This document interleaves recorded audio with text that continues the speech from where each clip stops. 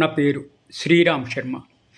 ఎవరైనా సరే ఎస్సీ కానీ, ఎస్టీ కానీ, అంటే షెడ్యూల్ క్యాస్ట్ కానీ, షెడ్యూల్ ట్రైబ్ కానీ మతం మారితే, వాళ్ళు ఏదైనా సరే క్రిస్టియన్ మతానికి మారినా, లేకపోతే వేరే మతాలకి మారితే, వాళ్ళు రిజర్వేషన్ సర్టిఫికేట్లు ఏదైతే ఉన్నాయో అవి క్యాన్సిల్ అయిపోతాయి.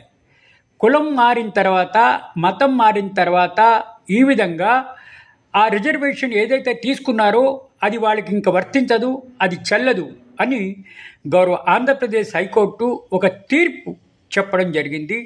ఈ తీర్పును సమర్థిస్తూ గౌరవ సుప్రీంకోర్టు తీర్పు ఇచ్చింది.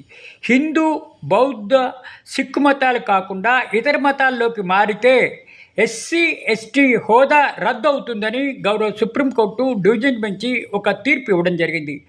ఇట్లా మతం మార్చుకుంటే ఎస్సీ హక్కులు రద్దు అయిపోతాయని సుప్రీంకోర్టు ఒక తీర్పునివ్వడం జరిగింది.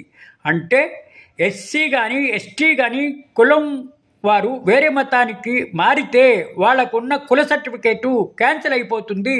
అంటే ఎస్సీ లేదా ఎస్టీ కులాల వారు క్రిస్టియన్ మతంలోకి కానీ, బౌద్ధ మతంలోకి కానీ, సిక్కు మతంలోకి కానీ మారితే వారికున్న కుల సర్టిఫికేట్ క్యాన్సిల్ అయిపోతుంది అని సుప్రీంకోర్టు ఒక తీర్పునివ్వడం జరిగింది.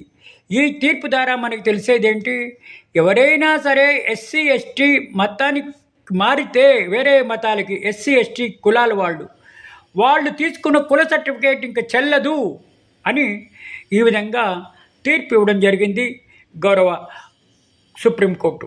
ఈ తీర్పును బట్టి మనకు తెలిసేది ఏంటంటే, ఎవరైనా సరే ఎస్సీ కానీ, ఎస్టీ కానీ కులస్తులు మతం మారితే వారికున్న కుల హక్కు